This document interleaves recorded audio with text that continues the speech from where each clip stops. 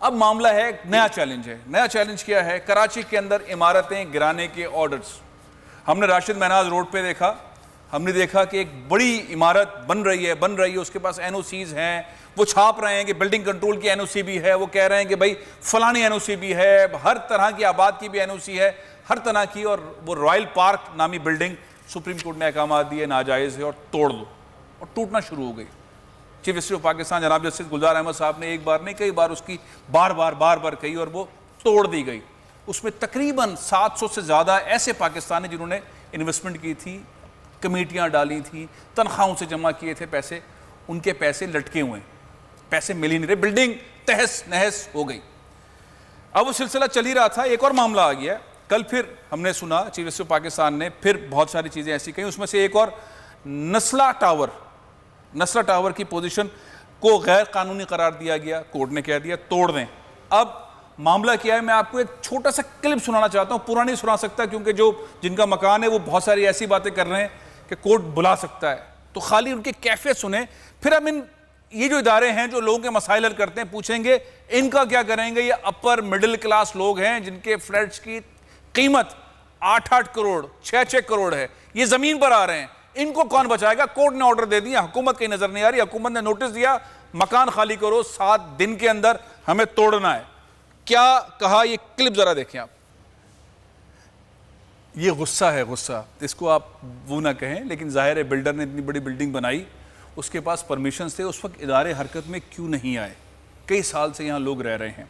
मैं बिल्कुल भी किसी भी सूरत में 1% भी चीफ जस्टिस ऑफ पाकिस्तान के फैसले के खिलाफ कोई बात नहीं कर सकता। मैं एहतराम करता हूँ, सब एहतराम करते हैं, और चीफ जस्टिस ऑफ पाकिस्तान जनाब जस्टिस गुलजार अहमद साहब कराची के लिए बहुत सारी ज़बरदस्त चीज़ें कर रहे हैं।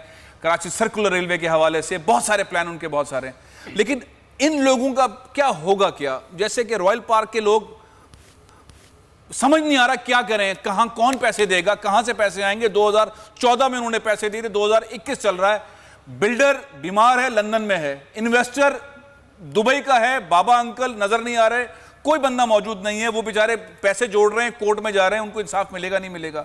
अब ये जो लोग हैं ये तो बहुत सफेद पोश अपर मिडिल क्लास के, जिनके इनका क्या होगा? आपके पास कोई हल है? आपने तकलीफ सुनी, कोई रास्ता आपको नजर आता है? रेहान भाई आपके पास कोई?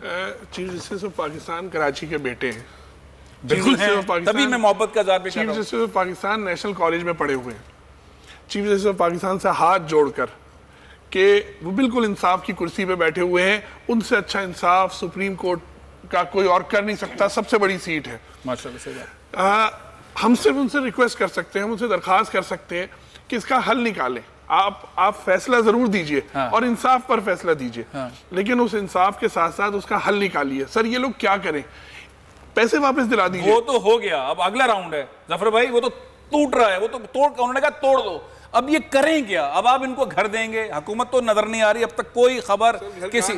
सर आप क्या करेंगे? करते हैं हम एनजीओ एक ज्वाइंट कमेटी बनाते हैं, हम नफ्सियाती डॉक्टर लाते हैं। वो बेटी जो बड़े प्राउड से बताती होगी ना कि मेरे अब्बू ने 8 करोड़ का फ्लैट लिया है, उसका भी ज़हनी इलाज कराना होगा, उनके बेटे का भी, क्योंकि नहीं झेल पाएंगे लोग।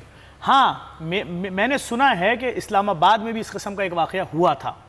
वो आपको जहाँ सुप्रीम कोर्ट है, जहाँ पे वजीर आजम हाउस है, जहाँ पे पार्लियामेंट हाउस है, उसके बीच में एक बहुत बड़े ट्विन टावर हैं, उसका फैसला हुआ था और तोड़ा नहीं उसको। सर उसको तो वो कर दिया था कि ये डुअल गेम तो नहीं है, आप उसी का इशारा कर रहे हो। मैं इतना ज्यादा इन मामलात को नहीं समझता, मुझ पे वैसी बहुत पाबंदी है, लेकिन मैं इतना जानता हूँ जस्टिस गुलजार साहब अच्छा फैसला करेंगे, जो भी करेंगे उनसे अगर टूटने जा रहा है भाई, अपील में जाएं, दोबारा अपील में जाएं, इनके पास ऑप्शन जब तक अगली हाजिरी होगी तब तक टूट जाएगा। आरिफ भाई, आरिफ लखानी साहब, आप तो बिल्डर भी हैं, आप उनको घर देंगे? ये लोग घर टूट रहा है, सैलानी इनको घर देगी?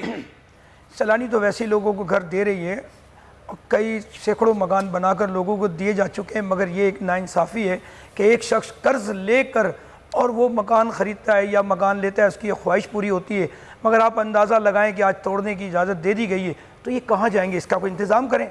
इनका तो कोई कसूर नहीं है, कसूर जिनका है उन पर एक्शन लेना चाहिए, जिन्होंने इसके नक्शे पास किए, जिन्होंने एनओसियाँ दिए, लीज़ करके दे दिए गए और तामीरात करके बना कर दे दिए गए, वो अपनी खुशियों से अपने घरों में रह रहे हैं, आज उनकी खुशियों को वो किया जा रहा है। अफसोस है सर। गुजारिश ये है कि जब ऐसे ऐसे मसाइल खड़े हो, एक मसाइल है महंगाई का, एक है बेरोजगारी का, एक जाता है जिसको आप एड्रेस करने के लिए देखते हैं कि हुकूमत की जिम्मेदारी है। ये मसला है, बारिश होती है, सीवरेज के पाइप्स नहीं है, वफाक पैसे नहीं दे रहा, सिंध नहीं कर पा रहा, इसलिए 1100 अरब रुपए का एक प्रोजेक्ट आ गया जिसके ऊपर सिंध में काम होना चाहिए। कराची सर्कुलर रेलवे नहीं चल रहा, उस पर काम होना चाहिए। ये मसाइल हैं। एक मसाइल नए आते हैं जिसके ऊपर समझ नहीं आता कि क्या किया जाए। ये लोग जो रह रहे हैं या रॉयल पार्क के जो लोग हैं, उनके साथ फैसले के साथ हल उनका क्यों नहीं है? उनकी प्रॉपर्टी, ये सवाल है सिंपल सा, बहुत ही अदब के साथ, बहुत ही आजिज़ी के साथ ये सवाल है कि चीफ जस्टिस ऑफ पाकिस्तान जब ये फैसला कर रहे होते हैं, या हमारी अदलिया कोई भी ये फैसला कर रही होती है कि ये चीज़ तोड़ दो, ये नाजायज़ है, ये 10, 20, 25 फ्लोर बन गए, बिल्डिंग कंट्रोल ने सही काम नहीं किया, सिंध हुकूमत ने गलत एनओसी दी, लेकिन लोगों ने इन्वेस्टमेंट कर दी, उन लोगों को रिलीफ कहां से मिलेगा? अगर चीफ जस्टिस ऑफ पाकिस्तान के फैसले में रिलीफ शामिल नहीं होगा, वो रिलीफ कहां से मिलेगा? अब ये लोग रिलीफ कहां से लें? सैलानी के पास जाएं, आलमगीर के पास जाएं, जेडीसी के पास जाएं, किसके पास जाएं after chief justice of Pakistan? मसाइल बहुत ज़्यादा हैं, ऑलरेडी मसाइल बहुत ज़्यादा हैं। मसाइल को हल करने के लिए हुकूमतों की रिस्पॉन्सिबिलिटी तकरीरें नहीं हैं, अमल दरामद है। वज़ीर आज़म साहब की बहुत ज़बरदस्त तकरीरें होती हैं, लेकिन अब अमली तौर पर आगे आने की ज़रूरत है। तमाम चारों सूबों के वज़ीर आलाओं को भी आगे आने की ज़रूरत है। ये NGOs जो हैं वो बेसिकली हुकूमत का काम कर रही हैं, हुकूमत के हाथ में हाथ डालकर आगे बढ़ना चाहती हैं। लोगों के मसाइल में इजाफा हो रहा है। मैंने आपको मसाइल चंद गिनवाए हैं, और मसाइल भी हैं। सब्सक्राइब करें और बेल दबाएं ताकि कोई खबर रह न जाए।